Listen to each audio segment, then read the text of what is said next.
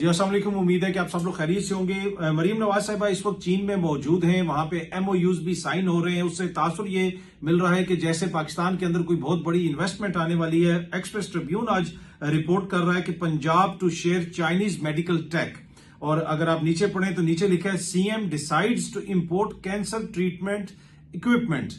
तो अगर हम कोई इक्विपमेंट इंपोर्ट कर रहे हैं तो वो तो इन्वेस्टमेंट तो नहीं है, वो तो हम खरीद रहे हैं। हम जाके वहां पे इन्वेस्टमेंट कर रहे हैं, हम अपने डॉलर उधर भेज रहे हैं, हम करेंसी उधर भेज रहे हैं, उधर से हम सामान खरीदेंगे। तो कल भी मैंने आपके साथ शेयर किया था ये चीज कि वो CM साहिबा वहां पे गई भी तो है, लेकिन अभी ये चीज वाजे नहीं है कि वहां से कितनी इन्वेस्टमेंट पाकिस्तान आएगी। 8 रोज का ये दौरा है और गैर मामूली दौरा है। मेरे ख्याल में किसी भी सूबे के वजीर आला के लिए दूसरे मुल्क में जाके 8 रोज बैठ जाना कोई छोटी बात नहीं है। पर एनीवे यकीनन वहां पे बड़ी इंपॉर्टेंट उनकी मीटिंग्स होंगी। तो पहली चीज जो अभी रिपोर्ट हुई है वो ये है कि हमने उनसे कोई मशीनरी खरीदनी है। अब वो यहाँ पे आके कितनी इन्वेस्टमेंट करेंगे, हो सकता है कि दौरे के आखिर तक शायद कोई मजीद तफसीलात सामने आ जाए। अच्छा, जब मरियम बीबी वहां पे गई तो ये सामने आप देख सकते हैं कि इस मोअज़्ज़िज़ शख्सियत ने उनका वहां पे इस्तकबाल किया और उनको वहां पे रिसीव किया। हमारे एक और दोस्त हैं मीर मोहम्मद अली खान साहब, वो भी पिछले दिनों गए हुए थे। वो कोई उनके पास सरकारी ओहदा नहीं है, ना वो वजीर है, ना मशीर है, ना ब्यूरोक्रेट है, आम पाकिस्तानी है। मेरे और आपकी तरह बड़े अच्छे इंसान है। इंटरनेट के ऊपर आप उनको देखते रहते होंगे, ट्विटर के ऊपर वो बहुत सारी ट्वीट्स करते हैं, पाकिस्तान का हमेशा दिफा करते हुए नजर आते हैं। तो उन्होंने एक ट्वीट की हुई थी और वही शख्सियत जिसने मरियम बीबी को रिसीव किया था, वही शख्सियत उनके साथ भी चाइना में खड़ी थी। उन्होंने लिखा था कि फर्क फकत इतना है कि मेरे साथ मेरे चीनी भाई ने पूरा दिन भी गुजारा, खाना भी खाया और 2 मीटिंग्स में भी साथ गए। तो ये वही शख्सियत जो यहां से एक आम पाकिस्तानी हमारे भाई गए थे, उसने उस शख्सियत ने इनको भी रिसीव किया, इनके साथ पूरा दिन गुजारा, खाना भी खाया। उसी इंपॉर्टेंट शख्सियत ने जनाब हमारी वजीर आला साहिबा को भी वहां पे रिसीव किया। और वजीर आला साहिबा को आप देख सकते हैं कि उन्होंने एक बड़ा जबरदस्त किस्म का एक कोट भी पहना हुआ है, साथ एक बड़ा जबरदस्त किस्म का हैंड बैग भी है। उनके जूतों की तस्वीर भी काफी वायरल होती रही कि कौन से कपड़े उन्होंने पहने। वो जिधर भी जाती हैं इस तरह की चीजें वायरल होती रहती हैं। ये उनकी जाती चॉइस है, इस पे हम ज्यादा तो कुछ नहीं कह सकते। लेकिन ये मिसाल ऐसी ही है कि एक खानदान में बच्चे भूखे मर रहे हों और वालिद उनका जो है वो या उनकी वालदा जो है वो फैशन करती फिरे, उसने नए कपड़े पहने हो, वालिद ने महंगे महंगे कपड़े पहने और घर में बच्चों के पास खाने के लिए रोटी ना हो। ये जो हुक्मरान है इनका रोल वैसे ही होता है एक माशरे के अंदर जैसे एक सरबराह घर के एक सरबराह का होता है। क्या एक ऐसा मुल्क जहां पे तकरीबन 40%, ये मेरा मोहतात अंदाजा मैं आपको बता रहा हूं, और जो फिगर्स कोट होती हैं समटाइम वो 45 से भी ऊपर कोट होती हैं, और 40% बच्चे ऐसे हैं जनाब जहां पे कि जिनके पास मुनासिब खुराक नहीं है। यहाँ पे लोग 2 वक्त की रोटी को तरसते हैं। क्या वहां पे हुक्मरानों को इस तरह के कपड़े, इतने महंगे महंगे कपड़े पहनने चाहिए? मतलब अब तो इसके ऊपर बात करते हुए हमें अपने ऊपर घिन आती है कि मैं बर्दाश्त कर सकता हूं कि मेरे घर में मेरे बच्चों के पास खाने की रोटी ना हो और मैं महंगे महंगे कपड़े पहन के फिरूं, फिर हम ये दावा करें कि जी हम उनके नुमाइंदे हैं। भाई जिनके आप नुमाइंदे हैं कम से कम आप उनकी तरह नजर तो आए। अगर आप मरियम बीबी का ट्विटर अकाउंट भी देखें तो दुनिया के जितने बड़े बड़े डिजाइनर हैं, जो महंगे महंगे डिजाइनर हैं, वो उनको फॉलो कर रही हैं। ये कौन सी सियासत है, ये कौन सा नजरिया है? सियासत तो बंदे को मिट्टी में मट्टी कर देती है। नजरिया तो इंसान को अवाम के अंदर जो है ऐसे ले जाता है कि वो भूल जाता है कि मैंने क्या पहनना है, मैंने क्या खाना है। पर ये आई डू नॉट अंडरस्टैंड, ये कौन सा नजरिया है, कौन सी सियासत है जिसमें महंगे कपड़ों की इतनी इंपॉर्टेंस है, जिसमें महंगे जो है वो दीगर जो एक्सेसरीज हैं उनकी इतनी इंपॉर्टेंस है, जिसमें आवाम का इलाज यहाँ पे मुमकिन नहीं है। लोगों को यहाँ पे सरकारी अस्पतालों में एड्स हो रहा है। वो निश्तर अस्पताल की रिपोर्ट आपके सामने वो मैंने शेयर की थी, लेकिन हुक्मरानों का इलाज जो है वो लंदन में या स्विट्जरलैंड में हो रहे हैं। ये कौन सा सियासी नजरिया है? मतलब मैं तो समझने से कासर हूं। अगर आप मरियम बीबी के अपने ट्विटर अकाउंट पे चले जाए तो ये वो सारे ब्रांड्स हैं जनाब। ये आपका शनैल हो गया, लुई विटॉन हो गया, डियोर हो गया, मतलब गुची हो गया, ये वो सारे जो है अकाउंट से जिनको मरियम बीबी फॉलो कर रही हैं। मतलब आप एक सूबे की वज़ीर आला हैं, आप लोग कहते हैं कि जनाब हमने सूबे में तब्दीली लेके आनी है, गरीबों का ख्याल रखना है। जिस बंदे की जिसकी ये तरजीहात हो कि वो इस तरह के अकाउंट्स को फॉलो कर रहा हो, वो क्या आवाम का दर्द रखता होगा, क्या आवाम का वो दुख रखता होगा। हमने तो एक ही पाकिस्तान में ऐसा हुक्मरान देखा है कि जिसने वो कपड़े पहने जो आम बंदा यहाँ पे अफोर्ड कर सकता है। शलवार कमीज हो जाए या खेड़ी हो जाए, वो पाकिस्तान में कोई मजदूर भी पहन सकता है, पाकिस्तान का कोई हुक्मरान भी पहन सकता है। और वो जो पाकिस्तान का हुक्मरान था इमरान खान साहब, वो वही कपड़े पहन के वॉशिंगटन में गया था, ट्रंप से मिला था, व्हाइट हाउस गया था, दुनिया भर में वो जिधर भी जाता था वो वही कपड़े पहन के जाता था। वो पुतिन के पास जाता था तो वही कपड़े पहन के जाता था। जब इमरान खान प्राइवेट लाइफ गुजार रहा था अपनी, तो इमरान खान तो दुनिया जहान के कपड़े पहनता होगा। इमरान खान को क्या कमी है? अभी वो किसी भी डिजाइनर को कहे वो उसको स्पॉन्सर कर देंगे कि भाई तुम हमारे कपड़े पहनो, तो इसलिए कि दुनिया देखेगी कि इमरान खान हमारे कपड़े पहन रहा है। यहाँ पे काबिले जो नोट करने की चीज ये है कि फर्क ये है कि जो डिजाइनर हैं दुनिया भर के, जो बड़े बड़े ब्रांड हैं, वो इस चीज के ऊपर फख्र करते हैं, इस चीज को एडवर्टाइज करते हैं कि देखो भाई इमरान खान ने हमारे कपड़े पहने, या इमरान खान ने हमारी कोला पी, या इमरान खान ने हमारा ये प्रोडक्ट इस्तेमाल किया। और दूसरी तरफ ये लोग हैं, ये अपने आप को बड़ा इस तरह साबित करने की कोशिश करते हैं कि देखो हमने इतनी महंगी घड़ी पहन ली, हमने इतने महंगे कपड़े पहन लिए, हमने डिजाइनर पहन लिए। तो ये बुनियादी फर्क है कि जब आपको डिजाइनर कपड़ों के अलावा कोई पाकिस्तान का कोई ब्रांड ही ना मिले, आप इंटरनेशनल ब्रांड्स के कपड़े पहन रहे हो, तो बुनियादी तौर पर एक असासे कमतरी है जो हम शो करते हैं। और इसी वजह से आप देखते हैं कि ये मैं किसी एक सियासतदान की बात नहीं कर रहा, बहुत सारे हमारे सियासतदान हैं, उन्होंने उस तरह के कपड़े, घड़ियां, ये वो, उनको देख के घिन आती है बुनियादी तौर पे कि भाई ये अवाम भूख से मर रही है, अवाम बिजली के बिल नहीं दे सक रहे, अपने बच्चों की स्कूल की फीस नहीं दे सक रहे, और हम जो है वो कैसे एंजॉय कर रहे हैं, कोई फिक्र नहीं हमें, हम बस हुक्मरानी के लिए पैदा हुए हैं, हमने इस मुल्क में हुक्मरानी करनी है। पर एनीवे, इमरान खान के बारे में मैं बता रहा था कि वाहिद हमारा हुक्मरान था जो दुनिया में जिधर भी जाता था वो कपड़े पहनता था जो आम पाकिस्तानी भी अफोर्ड कर सकता है, आम पाकिस्तानी भी पहन सकता है। आप अपनी जाती जिंदगी में, आप कोई बिजनेसमैन है, कुछ भी हैं, कोई आप जॉब करते हैं, जो भी करते हैं, आप अपने लिए कुछ भी खरीदें, जो मर्जी पहने, हमें कोई एतराज नहीं है।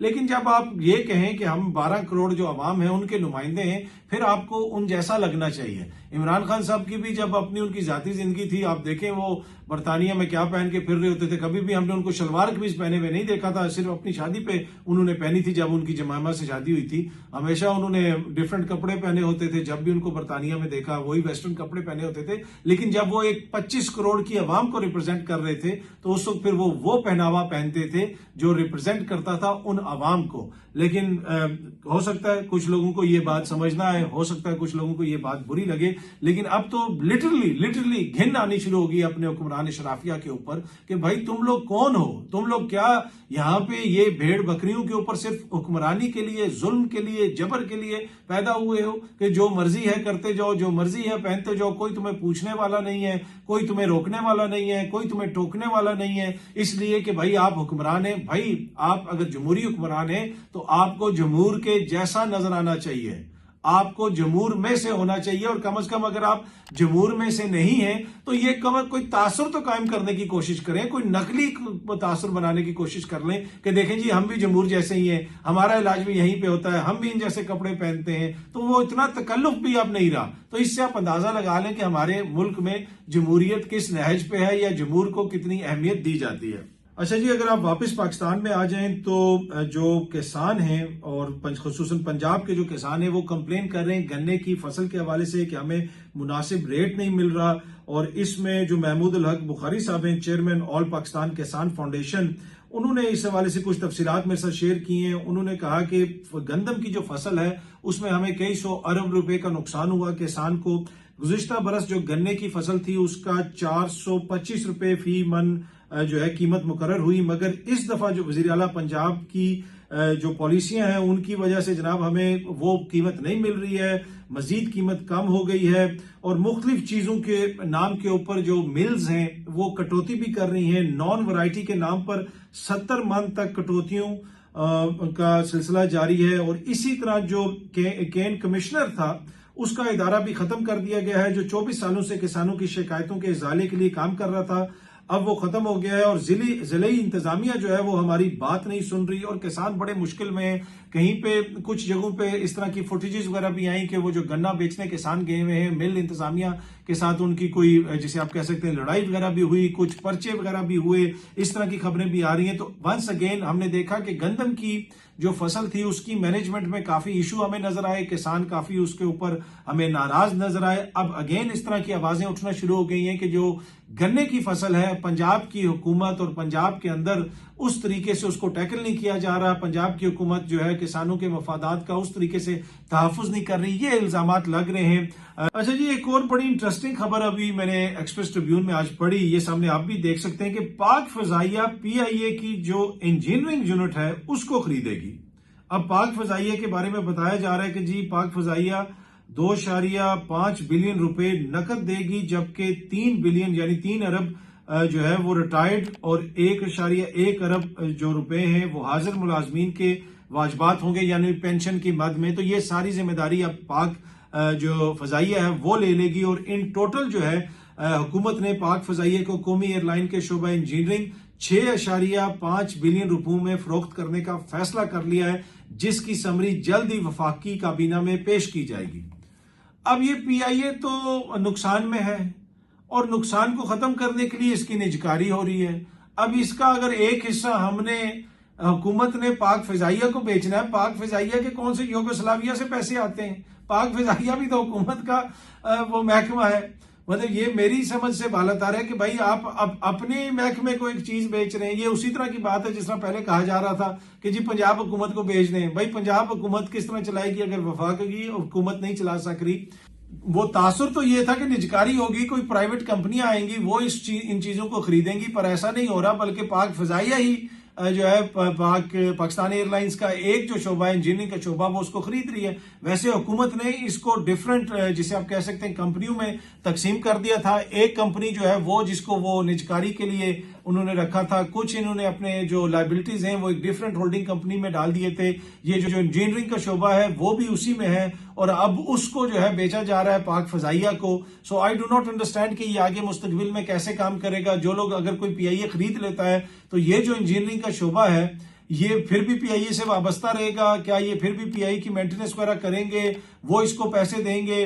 So little confusing for me. मेरे ख्याल में कोई मजीद तफसीलात सामने आएंगी तो पता चलेगा, लेकिन पीआईए की निजकारी की हम सुन रहे थे और अब पीआईए की एक जो ब्रांच है वो एयरफोर्स को बेची जा रही है। ये अब ताजा तरीन खबर है।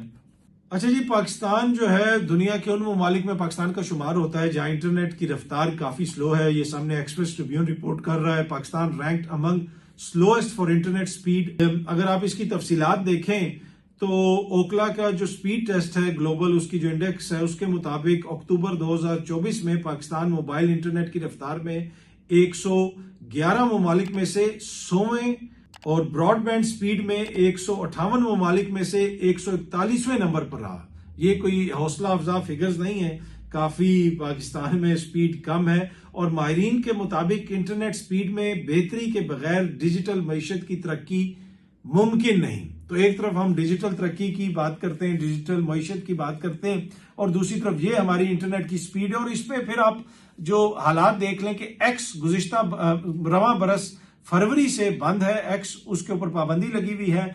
अब ये खबर ये आ रही है कि एक्स पर पाबंदी के खिलाफ दरखास्त इस्लामाबाद हाई कोर्ट में समाअत के लिए मुकर्रर, लेकिन ये दरखास्त मुकर्रर की गई है 6 फरवरी 2025 में, यानी साल तकरीबन हो चुका होगा और अदालत के अंदर यह भी मामला जेर इल्तवा ही है, चल रहा है कि एक्स के ऊपर जो हुकूमत ने पाबंदी लगाई हुई है उसका हमने क्या करना है। तो इससे आप अंदाजा लगा सकते हैं कि इंटरनेट की स्पीड का स्लो होना, डिजिटल प्लेटफॉर्म्स तक रसाई जो है वो ऑलमोस्ट नामुमकिन होना, वीपीएन के मसाइल होना। अब तो अक़वाम मुत्तहिदा भी कहता है कि इंटरनेट तक रसाई जो है वो आपका फंडामेंटल राइट है और एक्स तक रसाई पाकिस्तान की कौम का फंडामेंटल राइट है। ये उनका हक है कि वो वहां पे जाएं, इंफॉर्मेशन कंज्यूम करें, इंफॉर्मेशन शेयर करें और उस हक को किसने मेक श्योर करना है? अदालतों ने मेक श्योर करना है। लेकिन अनफॉर्चुनेटली साल से ये मुकदमा चल रहा है, कोई क्लियर इसके ऊपर जजमेंट नहीं आ रही, हुकूमत को कोई क्लियर हदायत नहीं दी जा रही कि जनाब एक्स के ऊपर पाबंदी खत्म की जाए। At the same time VPN लगा के तमाम हुकूमती शख्सियात, चाहे वो वजीर आला हों, चाहे वो सदर साहब हों, चाहे वो वजीर आजम साहब हों, चाहे वो कोई मिनिस्ट्रीज हों, तमाम जो हुकूमती इदारे हैं वो वीपीएन लगा के एक्स का इस्तेमाल भी एट द सेम टाइम कर रहे हैं। अच्छा जी, आखिर में एक इंटरनेशनल खबर आपके साथ शेयर करनी है। खबर बड़ी इंपॉर्टेंट है, शाम के हवाले से है। वहां पे जो नई क़यादत सामने आ रही है, जो नए बागी सामने आ रहे हैं, ये उनके हवाले से खबर है। सीरिया रेबल उनको बागी लीडर कहते हैं, रेबल लीडर कहते हैं। उन्होंने ये कहा कि जितने भी फॉर्मर ऑफिशियल्स थे जिन्होंने अवाम के ऊपर तशद्दुद किया, वॉर क्राइम्स किए, उन सब को परसू किया जाएगा, उनके ऊपर मुकदमात चलाए जाएंगे। तो ये तो अच्छी बात है, अगर किसी ने आइन और कानून तोड़ा है, जिसने जुल्म किया है, उसके खिलाफ कार्रवाई होनी चाहिए। तो अब ये देखते हैं कि ये जो नए वहां पे हुक्मरान आ रहे हैं, इनका रवैया क्या होगा। बहुत सारी एप्रीहेंशंस हैं लोगों के इनके हवाले से भी। लेकिन अगर किसी की मौज लगी हुई है उस खित्ते में, अगर किसी की मौज लगी हुई है तो वो इसराइल की है। मौजें मतलब कि फ्री रन मिला हुआ है, कोई पूछने वाला नहीं है। गुज़िश्ता चंद घंटों के दौरान, यानी गुज़िश्ता 2 दिनों के दौरान, इसराइल ने जनाब शाम के ऊपर 250 के करीब, 250, जी हाँ जी, लेट मी रिपीट दैट, गुज़िश्ता 2 दिनों के दौरान इसराइल ने शाम में 250 फजाई हमले किए हैं। तमाम उनकी एयरफोर्स तबाह कर दी है, तमाम मिलिट्री इंस्टॉलेशन तबाह कर दी हैं, लेकिन किसी ने एक लफ्ज नहीं बोला। इसराइल की मौजें लगी हुई है। जो नए हुक्मरान भी आए उन्होंने भी इसराइल के खिलाफ कोई नहीं बोला। असद के बहुत ज्यादा मिसाइल थे, वो एक आमर था, वो एक जाबिर था, उसने अपनी अवाम पे जुल्म किया, लेकिन इसराइल के खिलाफ वो लड़ते थे। कम से कम वो इसराइल के हवाले से उनका एक मौकिफ था। इसराइल ने गोलान हाइट्स पे भी अपने टैंक चढ़ा दिए, बफर जोन के अंदर वो दाखिल हो चुके हैं। 250 उन्होंने एयर स्ट्राइक्स की हैं। तो सबसे ज्यादा अगर खित्ते में किसी को मौज लगी है, किसी का फायदा हुआ है असद रजीम के खात्मे से, तो वो इसराइल को हुआ है। और इसराइल जनाब बरमला उसका इजहार भी कर रहा है और उसका एडवांटेज भी ले रहा है। बहुत जल्दी आप सब दोस्तों से दोबारा मुलाकात होगी। Thank you very much.